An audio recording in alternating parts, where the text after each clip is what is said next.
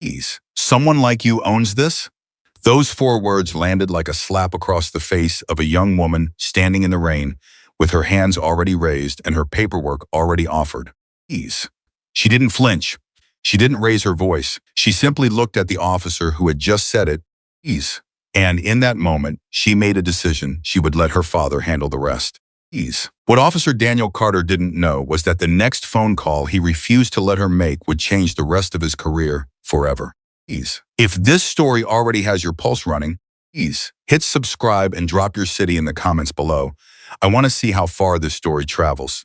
Ease. Now let's go back to where it all began. The rain had been falling for almost 40 minutes before Avery Bennett even noticed it. Ease. That was the kind of rider she was. The kind who didn't fight the weather. Ease. Didn't curse the road, didn't pull over and wait for the sky to clear. Ease. She moved with it. She had learned that from her father before she was old enough to reach the foot pegs on his old shovel head. Ease. Sitting in front of him on the tank while he explained the difference between fighting something and flowing through it. Most people fight the rain, he'd told her once. Smart riders feel where it's pushing and adjust. Ease. She was 24 years old and she had been adjusting her whole life. Ease. The Ducati Panigale V4 beneath her was the color of fresh blood, a deep Italian red that turned almost black when it was wet. Ease. She had saved for it for 3 years, working double shifts at the architectural firm in downtown Bakersfield, where she drafted residential layouts and sat through meetings with clients who never once learned her last name. Ease. She kept it that way deliberately. She had grown up understanding that her last name carried weight that didn't always work in her favor. Ease. And she had decided early that she wanted people to respect her for what she built with her own hands. Ease. Not for what her father's name could open. So, when the blue and red lights appeared in her mirrors about 2 miles outside the Rosedale Highway interchange, Ease. Her first instinct was simple and trained. She pulled over cleanly. Ease. She cut the engine. She removed her helmet and set it on the tank. Ease. She kept both hands exactly where anyone watching could see them. Ease. Officer Daniel Carter stepped out of the patrol car before his partner. Ease. Officer Luis Mejia had even finished parking. Carter was the kind of man who moved through the world like he already knew the ending of every story he was about to walk into. 15 years on the force had given him a specific kind of confidence, the kind that stops being useful somewhere around year 8 and starts being dangerous around year 11. Ease. He was 42, broad-shouldered, and he held his flashlight the way some men hold authority like it belonged to him personally. Ease. He swept the beam across the motorcycle first, then across Avery. Ease. Then back to the motorcycle. License and registration, he said. Ease. Of course. Avery reached carefully toward the zippered side bag on the left of her seat. Ease. My registration is in here. My license is in my jacket pocket. Ease. I'll get them both out slowly. Just stay still, Carter said. Ease. She stopped moving. He walked the entire length of the Ducati without speaking. Ease. Running the flashlight along the frame, the engine casing, Ease. The VIN plate near the steering head. His partner Mejia had come up on the passenger side. Ease. Hands relaxed, watching Avery's face instead of the motorcycle. Ease. Mejia was younger, quieter, and had a habit of reading situations before he walked into them. Ease. He didn't like what he was reading right now. Nice bike, Carter said finally. Ease. It wasn't a compliment. It was a question wearing the costume of one. Ease. Thank you, Avery said. Whose is it? Mine. Carter looked at her for a long moment. Ease. His flashlight didn't move from her face. You ride something like this in weather like this? I ride it everywhere, she said. Ease. I know how to handle it. I'm sure you do. He walked back toward the front of the motorcycle. Ease. How long have you had it? About 14 months. You buy it new? Certified pre-owned. Ease. From the dealership on Stockdale. Carter nodded slowly. Ease. The way people nod when they're not actually absorbing information, when they're simply creating the appearance of listening while they continue thinking what they were already thinking. Ease. He ran the plate on his shoulder radio. Mejia watched the response come back and said nothing. Ease. Because what came back was nothing problematic. The plate was registered. Ease. The registration was current. The insurance was active. Ease. The owner of record was Avery Christine Bennett, address on Truxton Avenue. Ease. No warrants, no flags, nothing. Carter looked at the return on his radio. Ease. Then he looked at Avery. Then he looked at the motorcycle again. Ease, and he asked her to step away from it. Can I ask why? Avery said. Ease. Her voice was completely even. She wasn't being difficult. Ease. She was asking a genuine question in the tone of someone who understood that the answer mattered. Ease. Because I'm asking you to, Carter said. She stepped away from the Ducati. Ease. The rain was coming harder now, coming at an angle that made it almost horizontal. Ease. And Avery stood in it with her arms slightly away from her sides. Ease. Her wet hair beginning to plaster against her neck and shoulders. Ease. And she thought about what her father had told her the last time they talked about situations like this. Ease. Because they had talked about situations like this. Ease. Michael Bennett had raised his daughter with 2 sets of survival skills, one for the road and one for the moments when the road wasn't the most dangerous thing around. Ease. Don't escalate, he had told her. Don't perform anger, even when anger is completely appropriate. Ease. Because your performance becomes the story, and the story is the only thing that matters afterward. Ease. So she stood in the rain, and she did not perform anger. Ease. She waited. Carter walked back to his patrol car, and Mejia stayed near Avery. Ease. Close enough to hear her if she spoke. He looked at the Ducati, the way people look at something when they're trying to understand a problem without asking for help. Ease. You ride for long? He asked. It wasn't an official question. Ease. It was the kind of thing someone says when they're trying to establish that the situation is still human. Ease. Since I was 16, Avery said. My dad taught me. Mejia nodded. He ride too? All his life, she said. Carter came back from the car. Ease. He had been on his radio for nearly 4 minutes, and whatever conversation had happened in that car had not softened his posture. Ease. He was holding his notepad now. The documents you said were in that bag, he said. Ease. I'm going to need to see them. I told you that when you first stopped me, Avery said. Ease. I know what you told me. She reached into the motorcycle bag. Ease. She pulled out a small leather document holder, dark brown. Ease. Well worn. The kind you get from a gas station gift shop years ago and keep because it does its job. Ease. Inside was the registration certificate, folded once. Ease. The insurance card. A photocopy of the dealership purchase agreement. Ease. Everything organized, everything labeled, everything exactly what she had said it was. Ease. She handed it to Carter. He spent a very long time looking at it. Ease. A very long time. Longer than it takes to confirm that a document is real. Ease. Long enough that Mejia glanced over once and then looked away. Ease. These could be fake, Carter said. Avery blinked. Ease. It was the first time her composure slipped not into anger. Ease. But into something sharper than surprise. It was the expression of someone who has just been told that the rules of the conversation have changed and that the new rules have nothing to do with facts. Ease. The registration is stamped by the DMV, she said carefully. Ease. The insurance card has a policy number you can verify by phone right now. I'm aware of what I can do, Carter said. Ease. Then I'm not sure what the problem is, she said. Ease. The plate came back clean. The registration matches.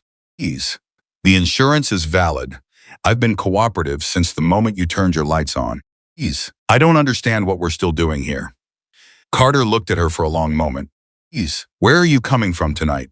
My father's workshop. Ease. Off Alfred Harrell. What kind of workshop? Motorcycle repair. Ease. He runs it with a few people. Names? Avery paused. Not because she was hiding anything, because she understood Ease. In the way that people understand things when a situation has stopped being about what it claims to be about. Ease. That answering that question would introduce a variable she wasn't ready to introduce yet. Ease. Can I ask why that's relevant? She said. Because I'm asking it. My father's name is Michael Bennett, she said. Ease. Carter wrote it down. His pen moved slowly. And the people at this workshop with him, I didn't take attendance, Avery said. Ease. There were maybe 8 or 10 people there, friends of his. Ease. People he's known for years. Carter looked up. What kind of friends? And there it was. Ease. Avery could feel the shape of the conversation now. Ease. She had been feeling it for several minutes, the way you feel a current in water before you see where it's pulling. Ease. Carter had already decided something about her. He had decided it the moment he saw the Ducati. Ease. Possibly before she even stopped, and everything since the questions. Ease. The document review, the pause, the suggestion that the papers could be fake, and none of it was investigation. It was all performance. He was building a story, and he was doing it live. And he was looking for anything, she said, that could become a brick in the wall he was already constructing. He's normal friends, she said quietly. People who love motorcycles. Carter clicked his pen. I need you to put your hands on the hood of the patrol car. Avery didn't move for a full second. Not because she was resisting, because her body was processing the information and her mind was making a calculation that her father had prepared her for. And the calculation was this. If she expressed the outrage she was completely entitled to express right now, it would become the only part of the story anyone repeated. The young woman who got upset, the young woman who didn't cooperate. She had heard these stories her whole life, the way a single moment of understandable human emotion got extracted from everything around it and used to justify everything that came before and after. She placed her hands on the hood of the patrol car. The metal was warm even in the rain. The engine had been running. You're detaining me, she said. I'm asking you to be patient while I conduct my investigation. I've been patient for 22 minutes, she said. I've answered every question you've asked. I've provided every document you've requested. I've done everything correctly. And I'm standing in the rain with my hands on a police car, and I still don't know what I'm being investigated for. Carter didn't answer that question because it didn't have an answer he was willing to say out loud. Mejia was quiet. He was quiet the way people are quiet when they know something is wrong and haven't yet found the words or the courage to say so. He wrote things in his notepad. He checked his radio. He looked at the Ducati. He did not look at Carter. The minutes stretched. 7 minutes passed, then 9. Then 12. A car came around the bend, slowed when it saw the patrol lights, and kept going. Avery watched it disappear and thought about how that driver would go home tonight and tell someone they passed a police stop in the rain. Never knowing what was happening on that stretch of highway. How invisible she was in that moment, how completely alone. Can I call my father? She said. Carter looked at her.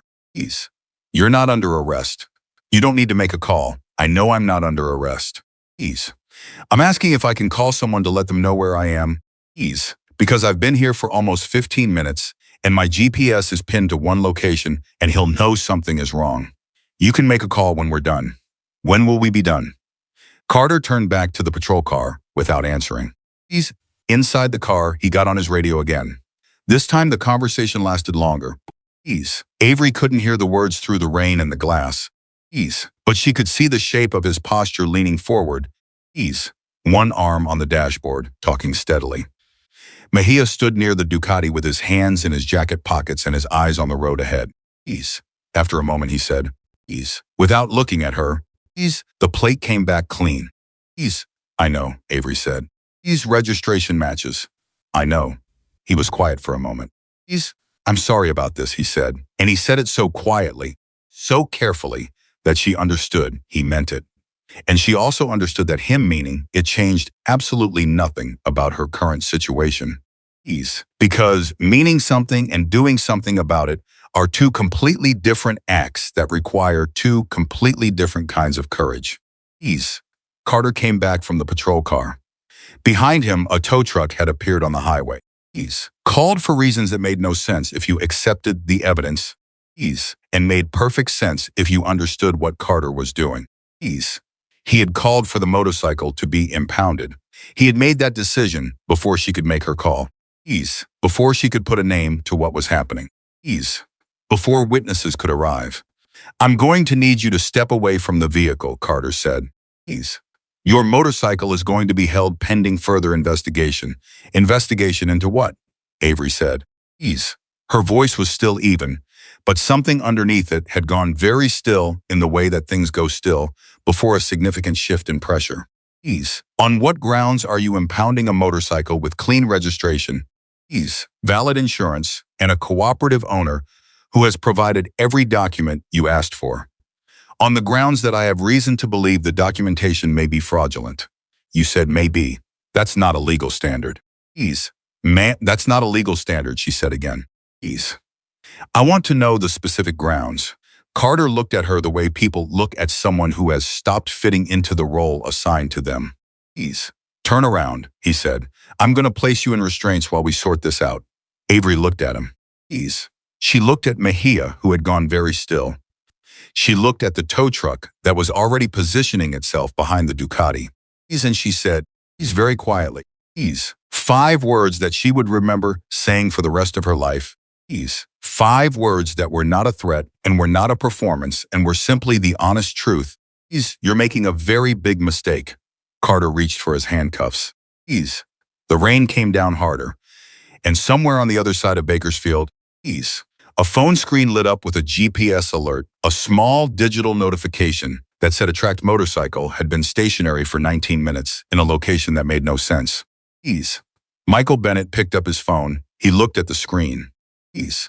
He read the coordinates, and then he set the phone down, stood up from his chair, and walked to the door of the workshop without saying a word.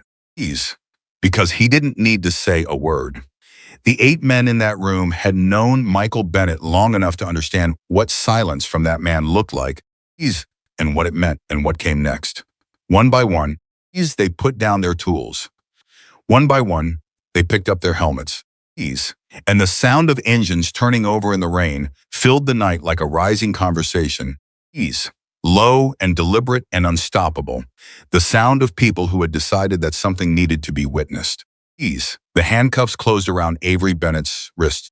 She didn't pull away. She didn't cry. She looked at the Ducati, her Ducati, paid for with 3 years of her own paychecks being attached to the tow truck's cable. And she felt something she hadn't expected to feel in that moment. She felt completely calm because she knew something that Officer Daniel Carter did not. She knew what her father's voice sounded like when he was simply irritated. And she knew what it sounded like when he was done being patient. And she knew, with the complete certainty of a daughter who had watched that man navigate difficult situations her entire life, that what was about to arrive on this highway was not anger. It was going to be something much more difficult to argue with. The tow cable pulled taut against the Ducati's frame. Avery closed her eyes in the rain, and she waited. The tow truck driver's name was Eddie Garza, and he had been pulling motorcycles off California highways for 11 years. He had seen everything. Bikes wrapped around guardrails. Bikes submerged in drainage ditches. Bikes that belonged to people who would never ride again. He had learned a long time ago to do his job without feeling too much about it. To show up. Hook the cable. Sign the paperwork. Drive away. 11 years of that had made him efficient and mostly numb to the specifics of any individual situation. But when he stepped out of his truck that night and looked at the Ducati Panigale sitting on the shoulder of Rosedale Highway, he felt something he hadn't felt in a long time. He felt wrong about what he was doing. He walked around the motorcycle the way he always did, a full circuit. Checking the frame, checking the tires, looking for damage that he would need to document before he touched anything. Standard procedure, insurance protection, habit.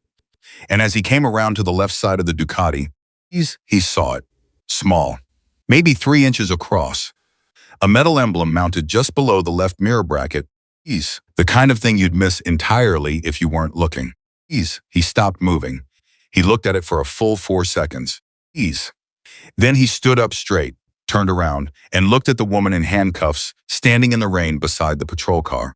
He looked at her for another long moment, reassessing everything he thought he understood about this traffic stop. Then he turned and walked toward Sergeant William Hayes, who had arrived on scene 6 minutes earlier and was standing near the front of Carter's patrol car, reviewing the stop documentation on a tablet.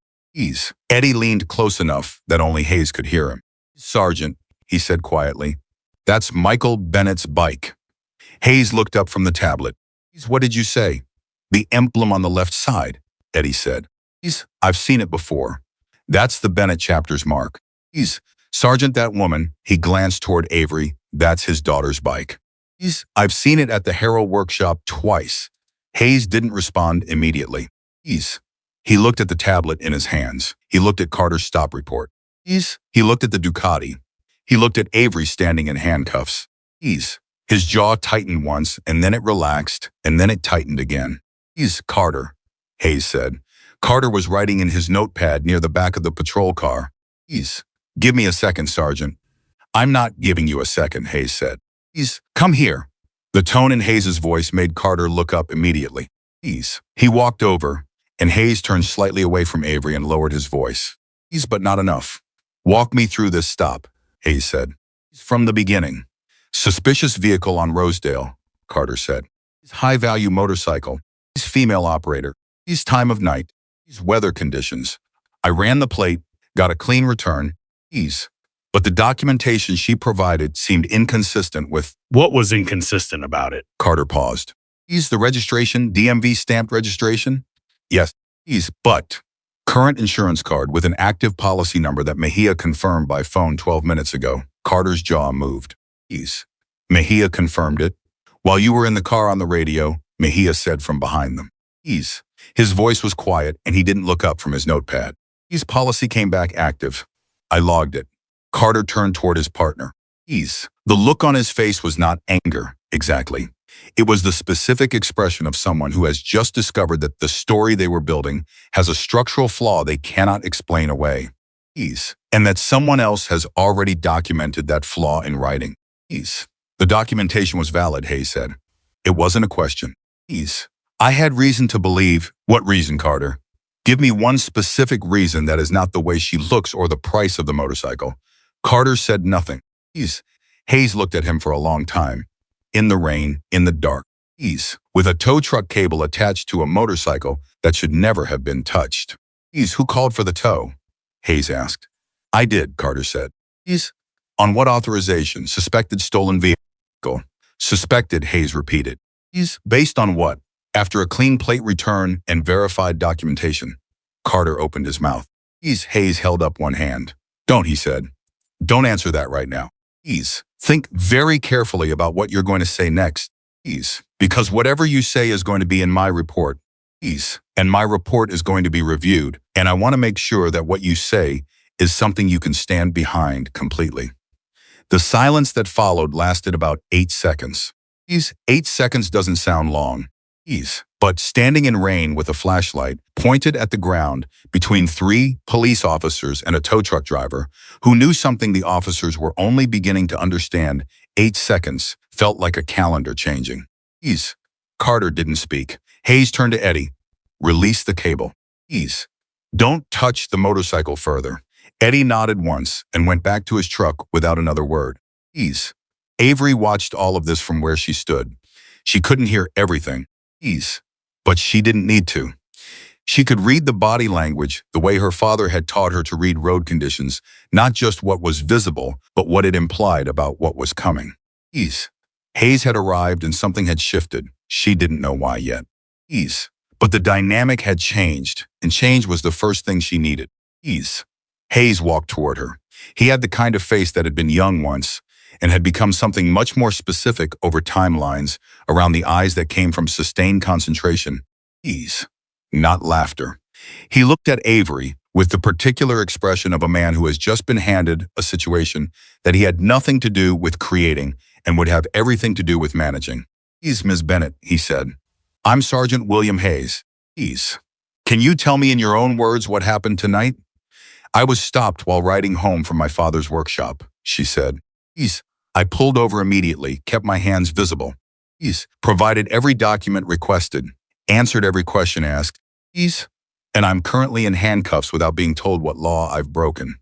Hayes glanced at her wrists. Were you given a reason for the stop? A broken traffic light was mentioned initially. After that, the questions were about who owns my motorcycle and who my father's friends are. Hayes looked at her for a moment. His father, Michael Bennett? Yes. Hayes nodded very slowly. He looked back toward Carter, who was standing by the patrol car with his arms crossed and his eyes on the ground. I'm going to remove the handcuffs, Hayes said to Avery. I need you to stay on scene while I complete my review of this stop. I'm not going anywhere, she said. I want everything on record. Hayes reached for his key. He removed the cuffs from Avery's wrists, and she brought her arms forward slowly and rolled each wrist once. Checking the feeling. The skin beneath the metal was red and marked. Ease. She looked at it, said nothing, and crossed her arms in front of her. Thank you, she said. And then Hayes's radio crackled. The voice that came through was from a unit on Alfred Harrell Highway, a patrol car that had been sitting at a red light when a large group of motorcycles had passed through. Ease. All moving in the same direction, all moving at legal speeds, all moving toward Rosedale. Hayes listened to the report. Ease. He closed his eyes for 1 second. Then he pressed the button on his radio and said, Ease. How many? The answer came back, still counting. Sergeant. Initial estimate 30 to 40. Could be more. Hayes lowered the radio. Ease. He looked at Carter. He looked at Avery. He looked at the highway ahead of him. Ease. Carter had gone completely still. Who did you call? Carter said to Avery. Ease. His voice had changed. The authority had drained out of it and left something thinner behind. Ease. I didn't call anyone, she said. You wouldn't let me.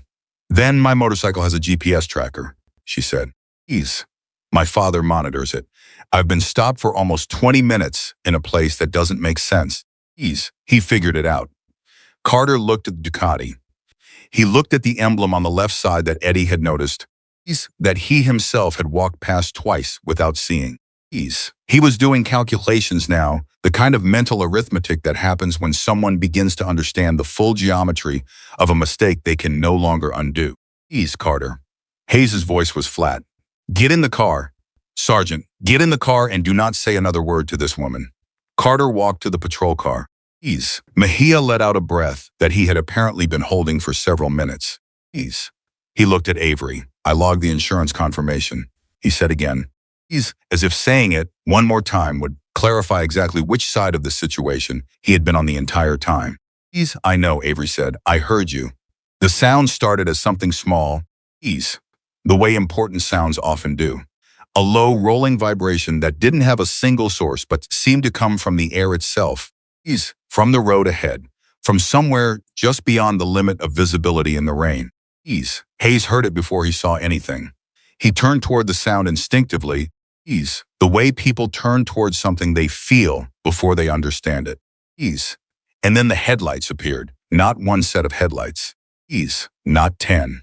A line of lights that stretched from the immediate bend in the road back further than the eye could separate individual sources in the rain. Ease. A river of white light moving in organized formation at precisely the speed limit. Ease. Not one bike pulling ahead, not one engine over-revving. Ease. Everything measured and deliberate and absolutely. Ease. Completely controlled. Hayes straightened his posture without realizing he was doing it. Ease. Mejia took one step forward and then stopped. Carter. Ease. Through the windshield of the patrol car went very still. Ease. The motorcycles came around the bend and slowed. They didn't stop all at once. They pulled to the far shoulder in sequence and Ease organized the way a well-rehearsed group organizes. Ease. Filling the space without blocking the road, without creating hazard. Ease. Without giving anyone watching a single legitimate thing to point to. Ease. 34 bikes in total. Hayes would count them later for his report. Ease. 34 riders who had come out in the rain on a Tuesday night because a GPS tracker had sent an alert, and a man who trusted his instincts had stood up from his chair. The engines went off one by one. The sound descended in steps, each engine cutting out until the last one stopped and the only sound was the rain. Nobody moved. Nobody spoke. Nobody approached. They sat on their bikes in the rain in a silence that was more articulate than anything anyone could have shouted. Hayes looked at that line of motorcycles for a long moment. He was a man who understood power, institutional power. The power that comes with a badge and a department behind you and legal authority granted by the state. He understood all of that. But he also understood that the thing facing him right now was a completely different category of power. And that the important distinction between the two was this. His kind could be documented and reviewed and bureaucratically contested. The kind parked on the shoulder of this highway was personal. It was relational. It was 34 human beings who had chosen to be here. Who had not been required to be here, who had come because they wanted to be, and who would leave with whatever they had witnessed, filed permanently in their memories. One motorcycle at the front of the formation cut its engine last. Ease. The man who stepped off it was not large in the way that men use size as a statement. He was 6 feet even, broad through the shoulders. With the kind of physical economy that comes from decades of practical work rather than a gym. His hair was dark going silver at the temples. His face, even in the rain and even at this distance, was organized around two specific features. A jaw set with total steadiness, and eyes that moved across the situation with a precision that Hayes recognized from the best supervisors he had ever worked with, the kind of eyes that see the whole room before they land on any one part of it. Michael Bennett walked from his motorcycle toward the scene. He walked at a steady pace, not slow enough to be theatrical. Not fast enough to suggest urgency. The walk of a man who has already made his assessments and is now simply closing the distance. Hayes stepped forward to meet him at a neutral point between the patrol car and the row of motorcycles. Mr. Bennett, Hayes said. Sergeant, Michael said. His voice was even and unhurried. I'm here for my daughter. I'd like to see her. She's right behind me, Hayes said. She's been uncuffed. She's unharmed. Cuffed, Michael said. It wasn't a question. He repeated the word the way you repeat something when you want to confirm you heard correctly. But your expression says you already understood perfectly the first time. Briefly, Hayes said. That's being addressed. I'd like to see her. Hayes stepped to the side. Michael walked past him without looking away from Avery, who was standing near the front of the patrol car with her arms crossed and her red wrists visible even at 20 feet. He covered the distance between them in 10 steps. He stopped in front of her and looked at her face first, then her wrists, then her face again. You okay? He said. My wrists are a little, she said. I'm okay. He looked at her wrists. He looked at the marks on them. He reached out and held her left hand in both of his for a moment. Turning it over once, carefully, the way a person handles something they know is damaged and are determining the degree. Then he released her hand. He turned around. Carter was still in the patrol car. Mejia was standing near the Ducati, attempting to look occupied with his notepad. Was 6 feet away, watching. Michael looked at Hayes. Tell me what happened, he said. Hayes told him. Directly, accurately, without hedging anything. He covered the stop, the documentation, the plate return, the insurance verification, the impound call, the handcuffing. He did not editorialize. He did not minimize. He gave Michael Bennett exactly what a senior officer gives someone when he has already determined that accountability is going to be required, and he wants that accountability to begin with the truth on the table. Michael listened without interrupting. When Hayes finished, Michael was quiet for a moment. The documentation was verified before she was cuffed, he said. Yes, Hayes said. And the impound call was made after verification. Yes, Michael nodded. He looked at the Ducati. He looked at the tow cable that was still attached to it, but slack now. Going nowhere. I want that cable off my daughter's motorcycle, he said. It's already been ordered, Hayes said. Eddie appeared immediately from the far side of his truck and detached the cable with practiced efficiency. The Ducati settled back onto both tires. Eddie walked to Hayes. Signed something on a clipboard and then walked back to his truck without looking at anyone else. Michael turned to look at Carter's patrol car. The window was up.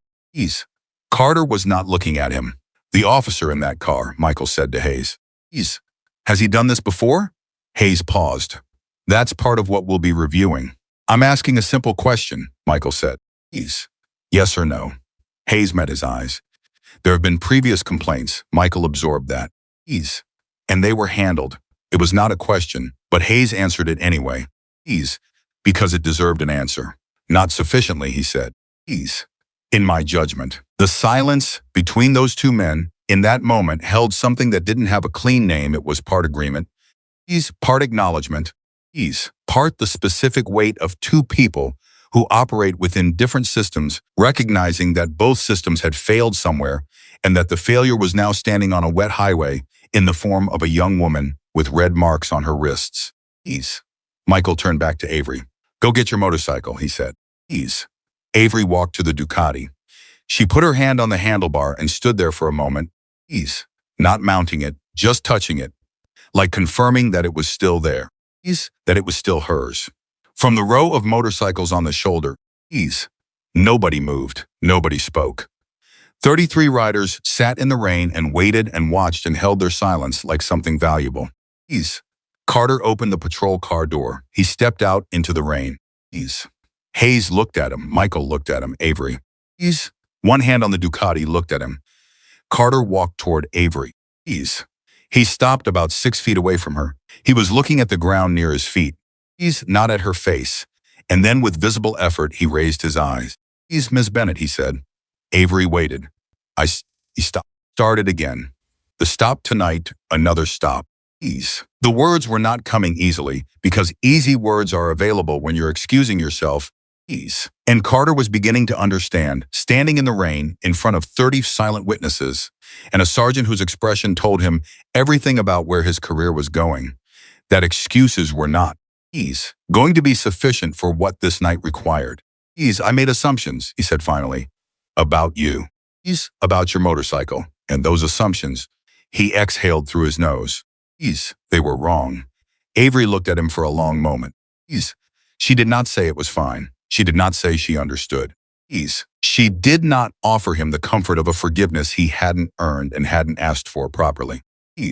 She was her father's daughter, and her father had taught her that accountability has a specific weight to it. And reducing that weight prematurely is its own kind of dishonesty. I want everything documented, she said. Every body camera, every radio log, every piece of paper from tonight. I want it all preserved. Carter blinked. That's my right, she said. And I'm exercising it. Hayes spoke up. It will be. All of it. Carter looked at Hayes. Hayes looked back at him with an expression that communicated, cleanly and without embellishment, that this conversation was not over, that it was in fact barely begun, and that the version of this night that would matter going forward was the documented version. And Carter had better think very carefully about what he wanted the documented version to say. Carter nodded once. He walked back to the patrol car. Michael watched him go. He turned to Hayes. I'll be filing a formal complaint tomorrow morning, he said. I'd like to know the process. I'll have the forms sent to you directly, Hayes said. And for what it's worth. He paused. I'm sorry about tonight. Michael looked at him. Why are you sorry? You didn't stop her. I was the sergeant on this shift, Michael said.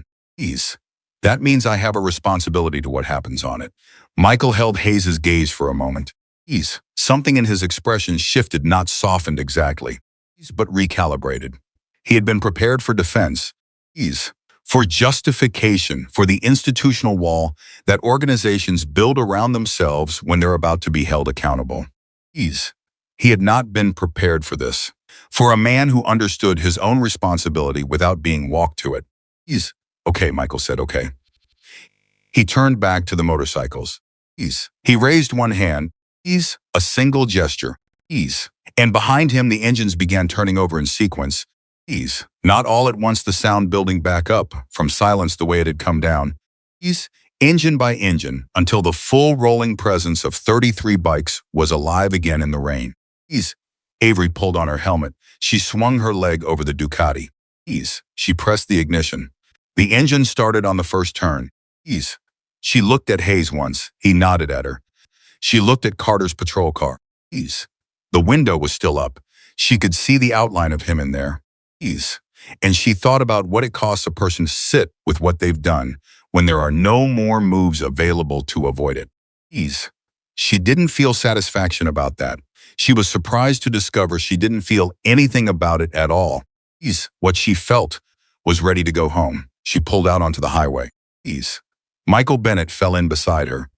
Behind them in pairs and groups, the motorcycles followed, and Sergeant Hayes stood on the shoulder of Rosedale Highway in the rain, watching the last taillights disappear into the dark, and began composing in his mind exactly what he was going to write in his report, because he understood something that Carter didn't yet. The story was not over. In fact, the most consequential part of it had not yet begun. Avery didn't sleep that night. She lay in her apartment on Truxton Avenue and stared at the ceiling and listened to the rain finish what it had started. Ease. And she thought about the expression on Carter's face when he had reached for the handcuffs. Ease. The way his hand had moved with complete confidence. Ease. Like it was the most natural conclusion to everything that had come before it. Ease. She kept returning to that moment, not because it was the worst part of the night, ease, but because it was the most honest part. Every other moment had involved some degree of performance, ease, some layer of procedural language that created distance between what was actually happening and what was being claimed to be happening, ease. But that moment, the hand going to the handcuffs, ease, the click of the mechanism, the weight of the metal that had been completely unambiguous, ease. He had decided, and he had acted on that decision with the full weight of his authority and not 1 gram of justification that would survive scrutiny. Ease. She rolled her wrists under the blanket. The soreness was still there. Ease. A dull insistence just below the skin. She pressed her left thumb into the mark the metal had left and held the pressure for a moment. Ease. Not because it helped, but because it kept the memory concrete. Ease. She didn't want to lose the concrete reality of it before she had used it correctly. Ease. Her phone screen lit up at 2:17 a.m. A message from her father. Ease. It said, "You did everything right." She read it twice. Ease. Then she set the phone face down and stared at the ceiling again. Ease. She knew she had done everything right. That wasn't what was keeping her awake. Ease. What was keeping her awake was the knowledge that doing everything right had not been enough to prevent any of it. Ease. That the gap between what she had done and what had happened to her anyway was not a gap that could be closed by her behavior alone. Ease. It required something else, something external. Something that only worked when people with authority chose to use it, honestly. Ease. And the question she was turning over in the dark, ease, the question she could not yet answer, was whether Hayes's honesty would survive the daylight. Ease. Whether the accountability he'd seemed to understand and accept on a wet highway at 10 o'clock at night would still be intact when he was sitting at a desk inside a building surrounded by the institutional pressures that had, ease, protected Carter through every previous complaint. Ease. She fell asleep just before 4 a.m. with that question unanswered. Ease. Her father, she would learn later, had not slept at all. Michael Bennett sat at the workbench in the workshop on Alfred Harrell for the entire remainder of that night. And he did 3 things. He drank coffee, he wrote, and he made phone calls. The first call was to a woman named Patricia Gaines, who was a civil rights attorney in Fresno that he had known for 11 years, since she had represented a young man in his chapter who had been wrongfully cited during a club event. Patricia picked up on the 3rd ring, which told Michael everything he needed to know about the kind of lawyer she was, the kind who left her ringer on. He told her the full story without editorializing. Dates, times, sequence of events, documentation details, the impound call, the handcuffing, Hayes's arrival, the confirmation that previous complaints existed and had not been sufficiently addressed. Patricia listened without interrupting, and when he finished, she said 3 things in order. Is your daughter physically okay? Yes. Were the cuffs on before or after the insurance was verified? After? Good, she said. I'll be in Bakersfield by 9.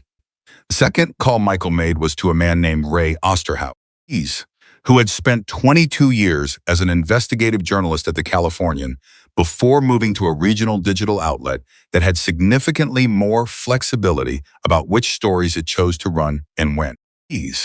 Ray was not a friend exactly. He was something more useful, a man with a specific set of skills who understood that accuracy was the only protection that mattered in the long run, and who had a personal distaste for the kind of institutional power that protected itself by outlasting the people it had harmed. Michael did not ask Ray to write anything. He called Ray to tell him what had happened and to let Ray decide what Ray wanted to do with it. Ray said he would be there by 10. The 3rd call Michael made was the one nobody expected him to make. He called the non-emergency line for the Bakersfield Police Department and asked to leave a message for Sergeant William Hayes. The officer who took the call seemed uncertain about what to do with that request at 3 in the morning. But he took the message. The message said, "This is Michael Bennett. Tell Sergeant Hayes I appreciate that he told me the truth tonight. I'm moving forward with a formal complaint regardless. But I wanted him to know that I noticed. Hayes received that message when he came in at 6:30 for his shift briefing. He read it twice. He set it on his desk. He picked it up and read it again.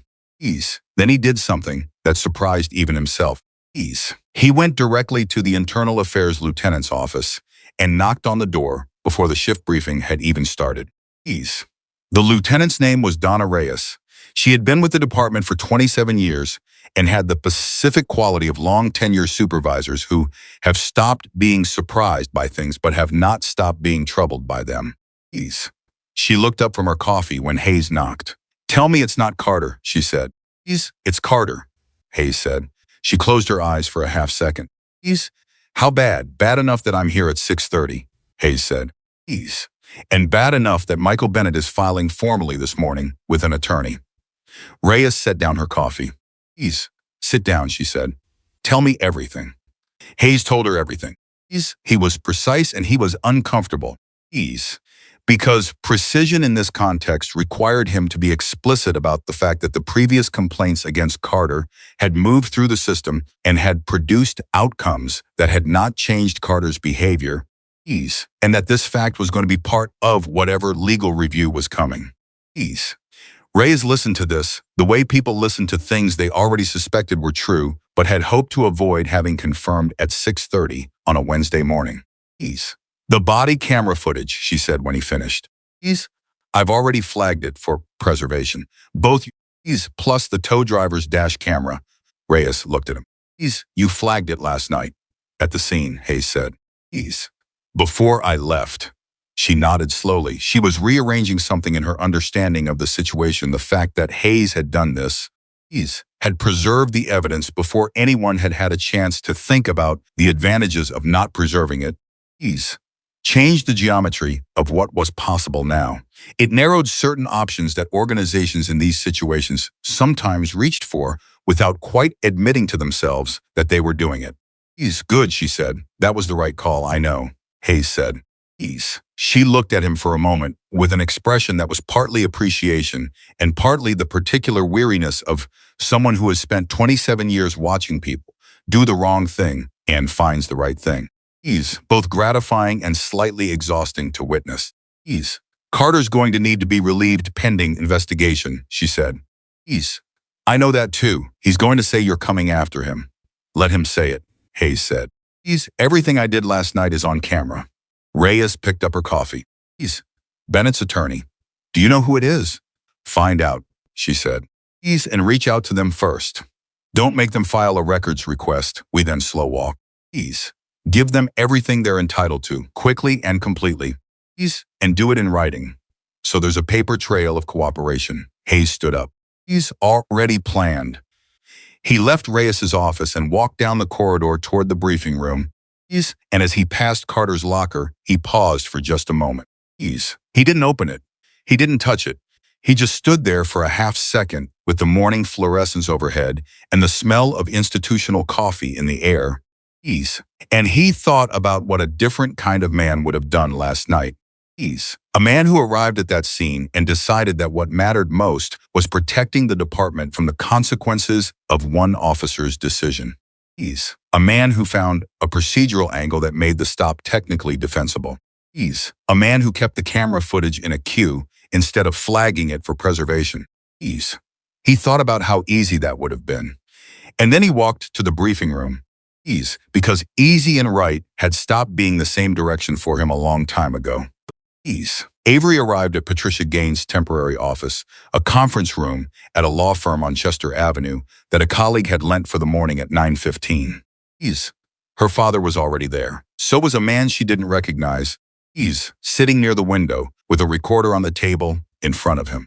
"This is Ray Osterhaus," Michael said. "He's a journalist. He's here because I told him what happened, and he wanted to hear your account directly. You don't have to talk to him. That's completely your decision." Avery looked at the recorder. Then at Ray, who was in his mid-50s with reading glasses, pushed up on his forehead and the kind of stillness that comes from spending decades listening before speaking. "What outlet?" she said. "Central Valley Current," Ray said. We're regional, but we syndicate to 3 state papers when the story warrants it. And you think this story warrants it? Please. I think a 24-year-old woman with clean documentation and a verified plate was handcuffed on a highway without legal justification, he said. Please. And I think the fact that her father leads a Hells Angels chapter is going to be the part of the story that everyone focuses on in a way that misses what the story is actually about. Avery looked at him for a long moment. Please. What do you think the story is actually about? She said. Please. Who gets the benefit of the doubt? Ray said simply. Please. And who doesn't? Avery pulled out the chair across from him and sat down. Please. Patricia Gaines opened her laptop. Before we get into the journalist side of this, she said, please, I want to walk through the legal picture. Avery, everything you say in this room with Ray present is potentially on the record. Please. So I need you to understand that. We can ask him to step out for the attorney-client. He can stay, Avery said. Please. I want everything in the open. Patricia looked at Michael. Please. Michael nodded once. All right, Patricia said. Here's where we are. Please. The stop, based on what your father has described and what I'm going to verify through the footage, appears to have lacked sufficient cause after the plate return came back clean. The detention keeping you at the scene, taking you away from the motorcycle, refusing your request to make a call, is legally problematic in ways that compound with time.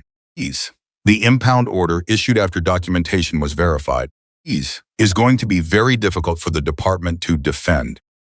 And the handcuffing. She paused. That's the most serious element. Because at the point those cuffs went on, Carter had no lawful basis for a custodial restraint. He said it was for investigation, Avery said.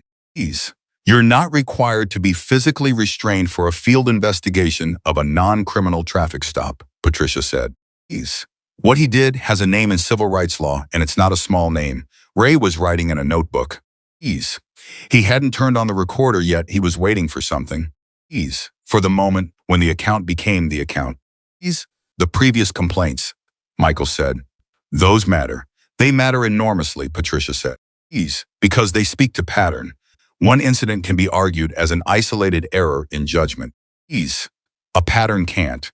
And if the department's response to those previous complaints was insufficient, if Carter was retained without meaningful corrective action that creates what's called supervisory liability, meaning the department itself, not just Carter individually, may bear responsibility.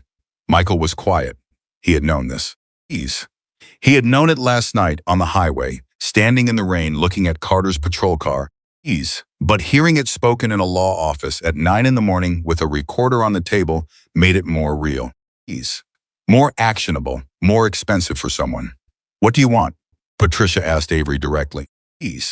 Not what your father wants. What do you want? Avery had thought about this in the car on the way over. She had thought about it lying awake at 2 a.m. She had turned it over the way you turn something over. When you know the answer is already in you, but you need to find it through its edges. I want Carter to be accountable, she said. Not punished in some vague way that disappears into bureaucracy. He's actually accountable. I want the footage reviewed. I want the previous complaints reviewed. I want a documented record that what happened to me last night cannot be used as a template for what happens to someone else next month. That's a very specific want, Patricia said. My father raised me to be specific, Avery said. From the chair beside her, Michael looked at his daughter. It was a quick look. The kind that doesn't announce itself. But Ray caught it and wrote something in his notebook because it was the most honest moment in the room. So far, a man recognizing in his child something that he had worked for years to put there, and being surprised by the fullness of what had grown. I can work with specific, Patricia said. She began typing. Ray turned on the recorder. Avery, he said. Take me back to the moment you saw the lights in your mirror. She told him everything. She told it in sequence, the way her father had taught her to tell things beginning. Middle facts in order. Nothing embellished. Nothing minimized. She told him about pulling over, about the helmet and the hands. About the documentation she had offered immediately. She told him about the question, someone like you owns this. She didn't flinch saying it. She said it the way it had been said, flat and specific. so that Ray would write it exactly as it had occurred. Ray's pen moved steadily across the page. When she got to the handcuffs, she paused for just a moment, not for effect, but because that was where the memory was sharpest, where the physical sensation and the psychological reality had fused into something she hadn't fully processed yet. I told him he was making a mistake, she said. Not as a threat, as a fact. Because it was. And then I stood in the rain and I waited, she said. Because that was the correct thing to do. And I did the correct thing because my father taught me that character is the only argument that survives afterward. Ray looked up from his notebook. Can I use that, he said. You can use everything, she said. He nodded and wrote it down. The story ran 2 days later under Ray's byline in the Central Valley Current, and it was picked up the following morning by 2 state papers and a national outlet that covered civil rights and law enforcement accountability. The headline was simple and accurate and contained no sensationalism because it didn't need any. Verified, legal, cooperative, and still in handcuffs. The department's response time to the article was 4 hours. In that 4 hours, Lieutenant Reyes released a statement confirming that an internal investigation was underway, that the body camera footage had been preserved, and that Officer Carter had been placed on administrative leave pending the outcome of the review. The statement also confirmed that the department had received the formal complaint filed by Avery Bennett through her attorney, Patricia Gaines, and that the department intended to cooperate fully with the legal process. Carter's union rep called Hayes that same afternoon. You flagged the footage, the rep said. It wasn't an accusation. It was the specific tone of someone identifying the variable that changed the outcome. I did, Hayes said. You want to tell me why? Because it was evidence, Hayes said. And preserving evidence is my job, a silence on the line. Carter's been with the department for 15 years. I know how long he's been here, Hayes said. This is going to end his career. Hayes thought about Avery Bennett's wrists in the rain. He thought about the 8 seconds of silence after he asked Carter to give him one specific reason. Not connected to how she looked or what the motorcycle cost. That justified the stop continuing after the clean plate return. He thought about how Carter's mouth had opened and nothing had come out. I know, Hayes said. That's also Carter's doing. He ended the call. At the workshop on Alfred Harrell, Michael Bennett was sitting at his workbench, reading Ray's article on his phone, when 3 of the chapter members came in together: Dex, Polly, and a man they called Stretch, who was the tallest person in any room he entered and one of the quietest. They sat around the bench without being invited to, which was how things worked in the workshop. Nobody waited to be invited. You came in when you needed to be somewhere, and you sat down, and the conversation started at whatever it needed to start at. His article's good, Dex said. It is, Michael agreed. You talked to Patricia? She filed this morning. Department confirmed receipt. Polly, who was 61 and had been writing since before some of the chapter's younger members were born, picked up an old socket wrench from the bench and turned it in his hands the way he always did when he was thinking. Carter's on leave, he said. That's something. It's a start, Michael said. What do you want it to end at? Stretch asked. Michael set down his phone. He looked at the 3 of them. These were men he had trusted his life to in different ways at different times. Men who had come out in the rain on a Tuesday night without being asked. Who had sat on their bikes in the dark and in the cold and held their silence because they understood that the situation required witnesses, not weapons. I wanted to end a change, he said. Not Carter specifically. The system that kept Carter where he was after the first complaint. After the second. The supervisory chain that looked at the reports and decided they were manageable. That's what needs to change. Dex nodded. Patricia can get there? Patricia can get there, Michael said. But she needs us to let her do it the right way. No noise. No pressure from outside the legal process. Everything we do has to be something we can point to publicly and say that was correct. Because that's the only argument that holds. Like Avery, Polly said. Michael looked at him. What she did last night, Polly said. Everything she did was something she could point to publicly and say it was correct. That's why it worked. Michael held his gaze for a moment. Something moved across his face, not softness exactly. But the thing underneath softness, the root of it. Yeah, he said quietly. Like Avery, that evening, Avery rode the Ducati through Bakersfield as the last of the day's light came off the western horizon. She rode the same stretch of Rosedale Highway where it had all happened. She didn't plan to. She had started riding without a route in mind. Which was something she did when she needed to think without thinking. When she needed her body to be occupied so her mind could move freely. She slowed as she reached the section of shoulder where she had pulled over the previous night. She didn't stop. She looked at the spot as she passed it. The broken traffic light was still there, still blinking its amber pulse. The shoulder was empty. The rain was completely gone, and the road was dry, and everything looked ordinary and undramatic. The way places always look when the events that made them significant have moved into the past. She thought about what Carter had said, the attempted apology. The words that had kept stopping and starting because the right words weren't available for what he needed to say. Only the approximate ones. She thought about what it would have cost her to accept that apology right then. On the highway, in front of her father and 33 witnesses and a tow truck driver who didn't want to be there. She could have. It would have been easier. It might have even felt generous in the moment. But she knew something about generosity that she had learned from watching her father over 2.5 decades. Generosity was only real when it was chosen freely and at actual cost. Generosity that you deployed to make a difficult situation more comfortable, that was management. And this situation did not need to be managed. It needed to be corrected. She accelerated past the broken light and let the Ducati open up on the empty road ahead. And she felt the familiar physics of it, the way momentum transferred from the engine, through the frame, through her hands and her body. The way velocity had a physical grammar that her muscles understood better than words. She thought about what Patricia had told her at the end of the morning meeting. Just before they left. The department is going to try to resolve this quietly, Patricia had said. They're going to offer something, a settlement, an apology with conditions. Some kind of package that makes this go away without going to public record. And you're going to have to decide whether you take it. What would you advise? Avery had asked.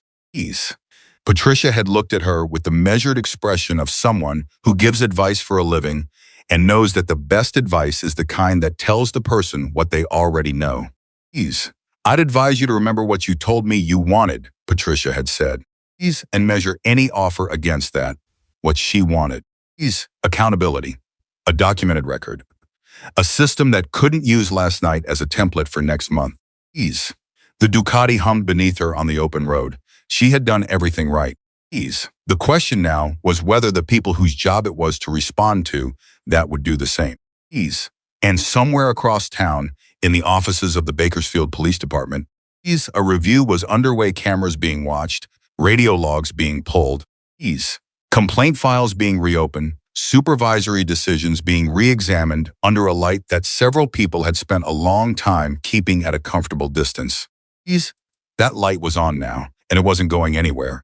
The settlement offer came on a Thursday. Patricia Gaines called Avery at 7:42 in the morning, which was early even for Patricia, and the fact that she called instead of texted told Avery before a single word was spoken that whatever was coming required a voice. They moved fast, Patricia said. How fast? The department's legal team contacted me last night. They want to meet today. They're prepared to come to us. Avery was standing in her kitchen with a coffee mug in her hand that she had not yet drunk from. She set it on the counter. That's 4 days. That's very fast, Patricia confirmed. Which tells us something. It tells us the footage is bad, Avery said. It tells us the footage is exactly what we thought it was, Patricia said. And it tells us they've watched it enough times to understand what a jury would do with it. Avery picked the mug back up. The coffee had gone slightly cool already, the way it always did when she got distracted in the morning. And she drank it anyway because she needed something to do with her hands while she thought. What are they offering? She said. I don't know the number yet. They wouldn't give figures over the phone. They want the room. Of course they do, Avery said. Please. They want to see my face when they say it. That's what rooms are for, Patricia said. Please. 2 o'clock work for you? 2 o'clock works. She called her father after she hung up. Please. Michael picked up on the second ring, which meant he was already awake. Please. Which meant he had probably not slept again, which was something she was going to have a separate conversation with him about when this was over. Please, they're offering settlement, she said. A pause. How fast? 4 days. Another pause. Please. Longer this time. She could hear him breathing steadily on the other end of the line. Please. The particular quality of silence that meant he was arranging information into its correct order before he spoke. Please. What do you want to do? He said. I want to hear the offer, she said. Please. And I want you there. I'll be there, he said. Please. But Avery, it's your call. Whatever they put on that table. Please. It's your call. I know, she said. That's why I want you there. Please. Because when I make the call, I want you to have heard everything I heard. He was quiet for a moment. Please. I'll pick you up at 1:30. The meeting was held at Patricia's temporary office on Chester Avenue. Please. The same conference room where Ray Osterhaus had turned on his recorder 4 days earlier. Please. The department's legal team arrived 8 minutes early. Please. Which was itself a form of communication. Arriving early to someone else's space signals that you understand you are the party with something to answer for. Please. And you want that understood before the conversation starts. Please.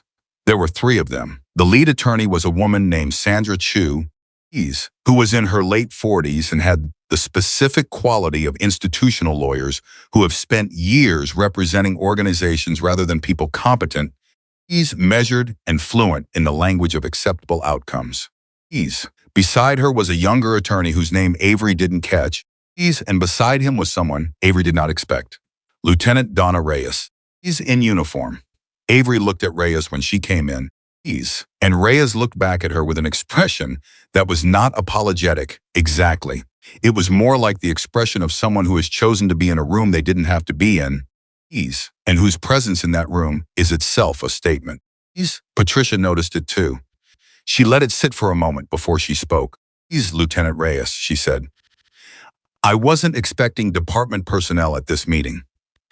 I asked to be here, Reyes said. Ms. Gaines, I want to be clear, I'm not here in a legal capacity. The department's legal representation is Miss Chu. I'm here because I thought it was important that someone from the department's command staff be present in person. Not behind a letter, not behind a prepared statement. He's here. Patricia looked at Avery. Avery gave the smallest nod. All right, Patricia said. Let's sit down. They sat.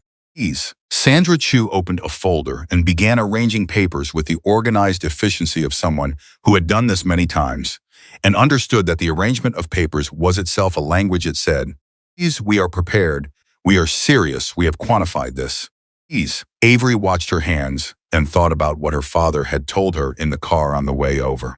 He had said, listen to everything before you respond to anything. Don't let them see your reaction to the first number. Your reaction to the first number is the most valuable thing you have. And the moment you show it, it's gone. She had said, you've been in negotiations before. He had said, motorcycle shop doesn't run itself. She had almost smiled. Sandra Chu cleared her throat. Ms. Bennett, first, I want to say on behalf of the department, what happened to you on Rosedale Highway 4 nights ago was not consistent with our policies, our values, or the standards we hold our officers to. I want to say that clearly and directly before we discuss anything else. Avery said, She held Sandra Chu's gaze and waited. The department is prepared to offer a settlement that includes the following. Chu placed a single sheet of paper on the table and slid it toward Patricia. A financial component, a formal written apology from the department to be delivered in person by the chief. A commitment to a 30-day review of all traffic stop procedures, with specific focus on documentation verification protocols, and a personal accountability process for the officer involved. Patricia picked up the paper. She read it. Her face gave nothing away, which meant she was doing what good attorneys do in rooms like this, processing privately what she would discuss outside.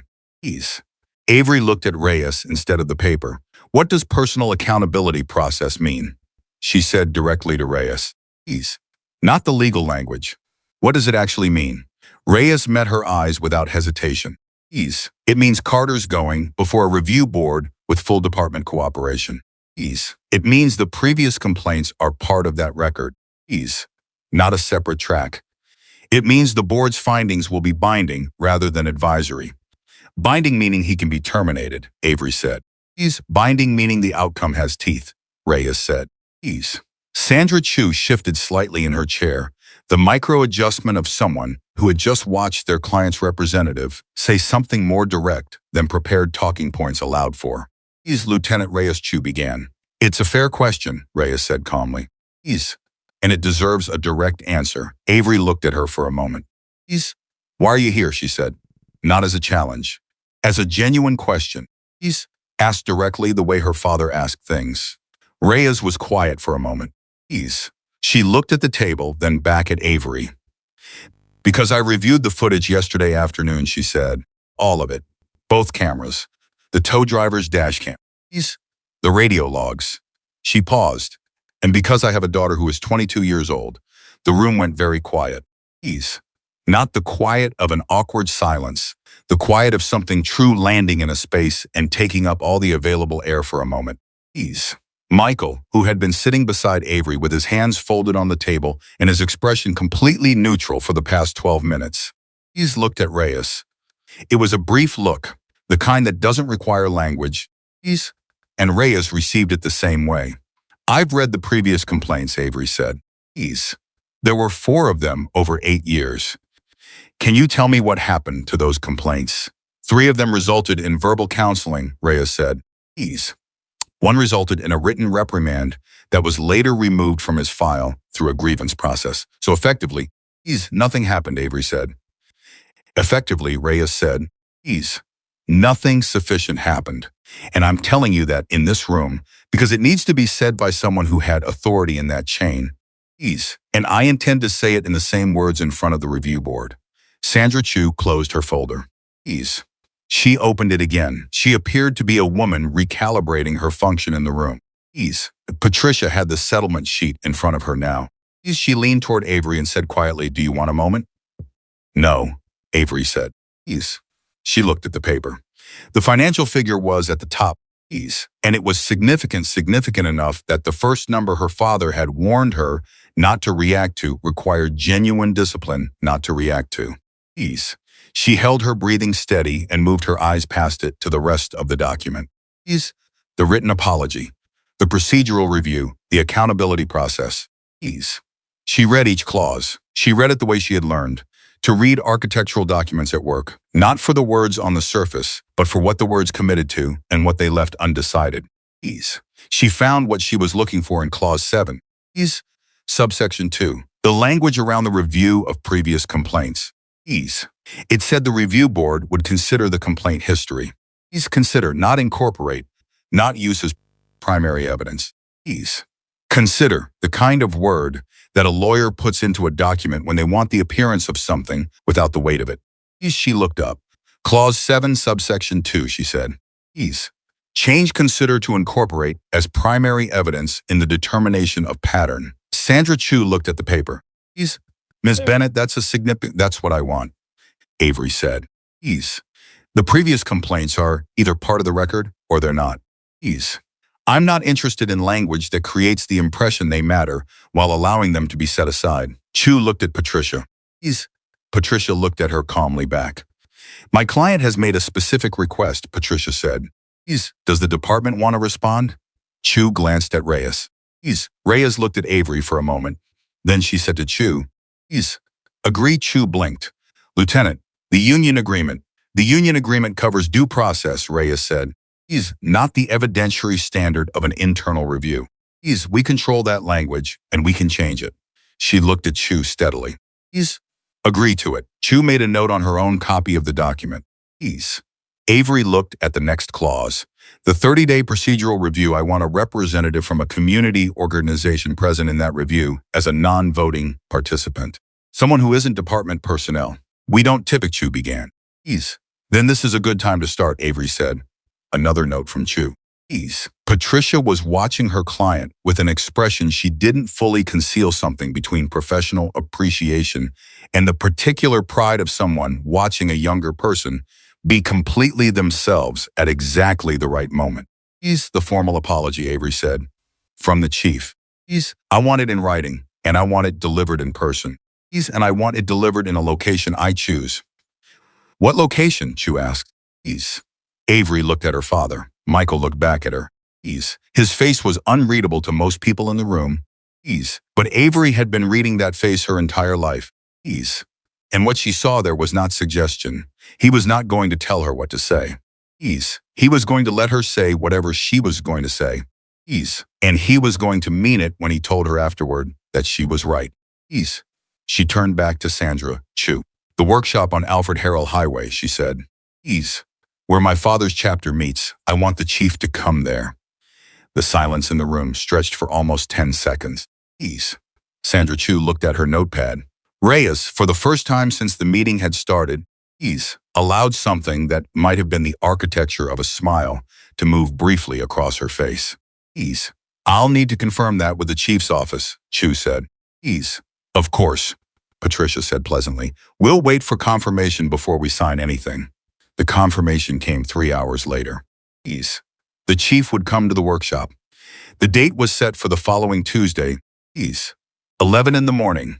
Michael Bennett drove home from that meeting in a silence that Avery understood was not emptiness. It was fullness. The kind of a silence that happens when a person has taken in more than they have language for yet, and needs to let it settle before they can speak accurately about it. They were 10 minutes from Truxtun Avenue when he said, the location. I know, she said. Why there? She thought about how to say it correctly. Because that's where accountability should go, she said. The chief shouldn't be apologizing somewhere comfortable and institutional and controlled. He should have to come to the place that represents exactly what he thought the situation was. He should have to walk in there and look around and understand that the thing he assumed and the thing that was real are not the same. Michael was quiet for a moment. Your grandfather would have liked that answer. It was the closest thing to a compliment that her father gave in these moments. And she felt it land exactly the way those things land when they're genuine, not warming you up but grounding you. Like something that was already true being confirmed. That weekend, before Tuesday came, Ray Osterhaus published a follow-up piece. The follow-up was different from the first article. The first article was the account what happened, in order with documentation. The follow-up was the context the 4 previous complaints. The removal of the reprimand, the supervisory decisions that had left Carter in his position through 8 years of pattern behavior. Ray had done what good journalists do when they have a story that's bigger than its immediate surface. He had looked at the structure underneath. The follow-up ran with a detail that neither Avery nor Michael had known. One of the 4 previous complaints, is the one from 6 years ago, had been filed by a 19-year-old college student named Marcus Webb, who had been stopped on the same stretch of Rosedale Highway in his mother's sedan, asked to step out of the vehicle, questioned for 40 minutes about the ownership of the car, and left standing on the shoulder while his car was searched without consent and without legal basis. Webb's complaint had been logged, processed, verbally counseled, and closed in 11 days. Webb's family had not had the resources to pursue it further. Ray had found Marcus Webb. He was 25 now, working at an accounting firm in Fresno. He had agreed to be quoted. The quote was short. It said, I thought nothing would ever happen because of who my family was. I guess someone finally had the right last name. Avery read that quote, sitting at her kitchen table Saturday morning, and felt something move through her that she didn't immediately have a word for. It was not guilt she hadn't done anything wrong. It was not exactly responsibility either, though it was close to that. It was something more specific, something that had to do with the arbitrary nature of which stories get heard, which complaints get followed through, which families have the capacity to keep pushing when the system signals that stopping would be easier. She picked up her phone. She called Patricia. The settlement, she said, is the financial component. Yes, Patricia said. Please. I want a portion of it, a significant portion, directed to a legal fund for community members who file complaints against law enforcement and don't have the resources to pursue them. Patricia paused. That's not a typical condition. I know, Avery said. Is it possible? It's possible, Patricia said. It will take some negotiation. The department will push back. Let them, Avery said. And Patricia tell them that if they push back too hard, I'm going to give Ray Osterhaus the clause we're negotiating and let him write about what the department chose to fund and what they chose not to. Patricia was quiet for a moment. When she spoke again, there was something different in her voice, something that had moved past professional appreciation into something more personal. I'll call Chu this afternoon, she said. The pushback lasted one day. By Sunday evening, the clause was in the document. Avery called Marcus Webb that Sunday night. She had gotten his number through Ray. With Ray's blessing and Webb's prior consent. She wasn't sure exactly what she was going to say. She had written a few opening lines in her head on the drive home from her father's workshop. But none of them felt right. So when Webb picked up, she said the simplest version of the thing she meant. My name is Avery Bennett, she said. I think you know who I am. I do, he said. His voice was careful, measured, the voice of someone who had learned to be precise about what they allowed themselves to feel about this particular subject. I wanted to tell you that what happened to you is part of the record now, she said. It's not erasable anymore. And whatever comes out of what happened to me, some of it is going to be because of what happened to you. You filed that complaint. Even though nothing came of it, you filed it. And it's in the file, and it mattered. Webb was quiet for a long time. 6 years, he said finally. I thought about it a lot for about a year. Then I tried to stop thinking about it. I know, she said. Did it work, he said quietly. For you, afterward. She thought about it honestly. I don't know yet, she said. It's only been 5 days. He made a sound that was somewhere between a laugh and something sadder. Fair answer, he said. They talked for 40 minutes. She listened more than she spoke. He told her about the 40 minutes on the shoulder. About his mother's car, about the officer, the same officer, and the way the questions had been framed to make his ownership of the car seem inherently suspicious. He told her about filing the complaint and waiting, and getting the letter that said it had been resolved. He told her that resolved had felt like a word that meant the opposite of what it claimed. When they ended the call, Avery sat with her phone in her hand for a while. She thought about what he'd said. Resolved. A word that meant the opposite of what it claimed. She thought about all the documents she had signed and would sign. All the clauses that were now teeth instead of decoration. The legal fund that was now a clause in a settlement. Marcus Webb's name now permanently embedded in a record that couldn't be quietly removed. She thought about the chief of police who was coming to her father's workshop on Tuesday morning. And she thought for the first time since that rainy highway that maybe resolved was going to mean what it was supposed to mean this time. Not the closing of a file, but the opening of something that should have been open a long time ago. Tuesday came the way important days always come without announcement.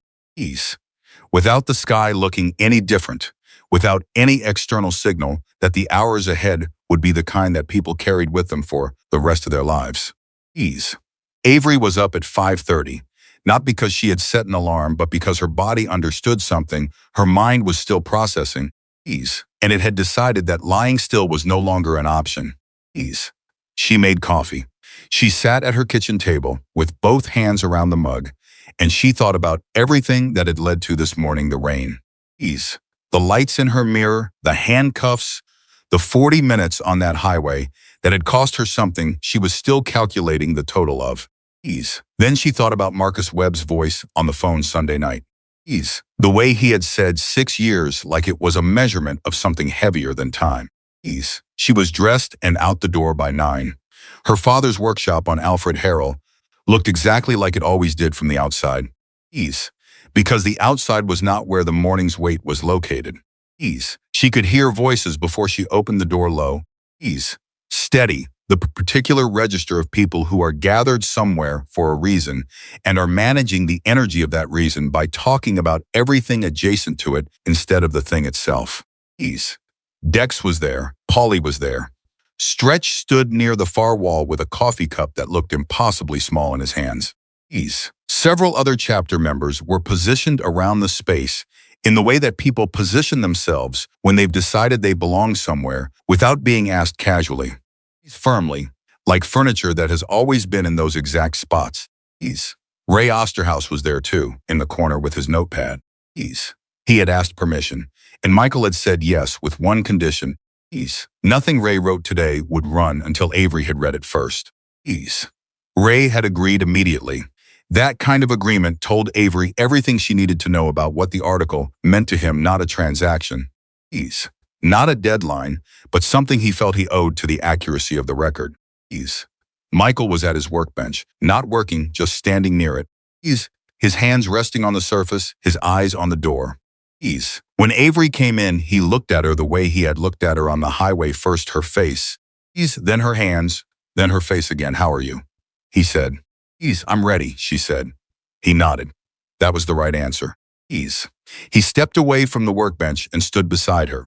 Ease. And they waited together in the workshop with the smell of motor oil and coffee and the low vibration of people who trusted each other occupying the same space. Ease. Chief Raymond Garland arrived at 10:58. He came in a department vehicle, but without a motorcade, without a press officer, without anything that looked like staging. Ease. There were two people with him, Sandra Chu, who Avery recognized, Ease, and an aide who stayed near the door with a folder and said nothing. Ease. Garland himself was 61, square-shouldered, with 20 years on the force before he'd moved into administration and 8 years as chief. Ease. He had the look of a man who had made many decisions over many years and had developed a specific relationship with the weight of them, neither bowed by it nor pretending it wasn't there. Ease. He came in and he looked around. Not quickly. He took the full measure of the room. Ease, which was what Avery had intended when she chose the location. Ease. She wanted him to see the workbenches and the tools and the motorcycles in various states of assembly. Ease. To see the men standing around the walls and understand that this was not a conference room with controlled lighting designed to make difficult conversations feel administrative. Ease. This was a real place where real people spent real time. Ease. And the thing he was about to do had to happen in that reality. Ease. His eyes landed on Avery. He crossed the room toward her. Ease.